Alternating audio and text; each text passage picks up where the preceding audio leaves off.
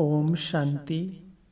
अगर बुद्धि इधर उधर बहुत भटकती है तो मुझ आत्मा की मन की शक्तियों की लीकेज होती रहेगी। ऐसी आत्मा पावरफुल स्थिति की अनुभूति नहीं कर सकती है। बुद्धि के भटकने की आदत व्यर्थ सोचने बोलने से ज़्यादा बढ़ती है और परिणाम स्वरूप हम योग में एकाग्र नहीं हो पाते हैं। योग में बुद्धि स्थिर न होने से कमाई भी नहीं होगी, समय निष्फल चला जाएगा। ऐसी आत्मा सतो प्रधान नहीं बन सकेगी, ना ही अपने सारे विकर्मों को दग्ध कर सकेगी।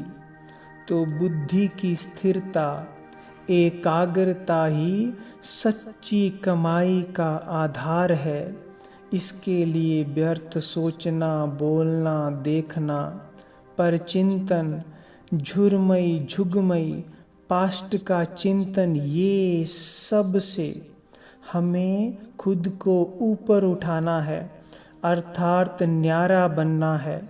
तभी धीरे धीरे बुद्धि का भटकना बंद होगा, साइलेंस की शक्ति बढ़ेगी।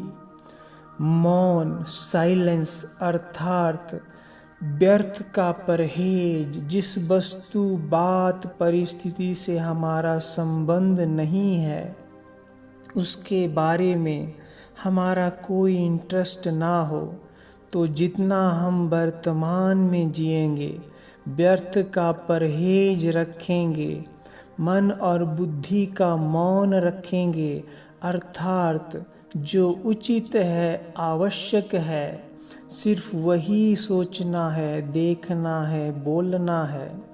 इससे हमारे मन में शक्तियाँ इकट्ठी होंगी जो हमारे अंतर मन को शांति, एकाग्रता, कंट्रोलिंग पावर, निर्णय शक्ति से भर देंगी।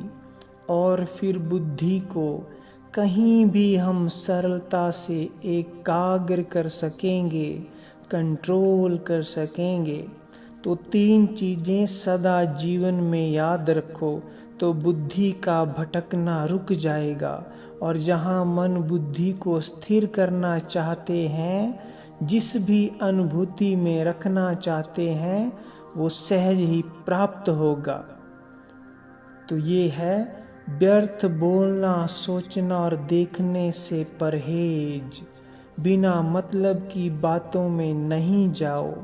मन और मुख में साइलेंस धारण करो, अर्थात जब आवश्यक हो तभी सोचना है, बोलना है, अन्यथा अंतर्मुखी स्थिति में रहना है। अपने आत्मिक स्वरूप में स्थित रहो, देही अभिमानी बन आत्मिक सच्चे सुख, चैन का, आराम का अनुभव करो। और यही हमें बहुत बहुत आगे बढ़ाएगा। तो इसमें पहला है मौन में रहना, दूसरा है देही अभिमानी स्थिति में अपने ओरिजिनल सत्य स्वरूप में देखना और सबको आत्मा देखना, और तीसरा याद रखना कि इधर उधर बुद्धि भटकाने से कुछ प्राप्त नहीं होगा, उल्टा समय निष्फल होगा, हम कमज़ोर होंगे, मन बीमार होने लगेगा। इसलिए मुझे सच्ची कमाई करनी है और बुद्धि को इधर उधर व्यर्थ में नहीं भटकाना है। तो मौन, देही अभिमानी स्थिति की प्रैक्टिस और सबको आत्मा देखना, और व्यर्थ की बातों में कोई इंटरेस्ट नहीं, बुद्धि को इधर उधर भटकाने से संपूर्ण परहेज। तो यही बात हमें बहुत बहुत आगे बढ़ाएगी और हमारे अंदर एकाग्रता की शक्ति जमा होने लगेगी, और ये एकाग्रता हमारे जन्म जन्म के विकर्मों को योग में भस्म कर देगी। ये एकाग्रता हमें सतो प्रधानता की ओर ले जाएगी, हमें शिव बाबा से योग में सर्व प्राप्तियों का अधिकारी बना देगी।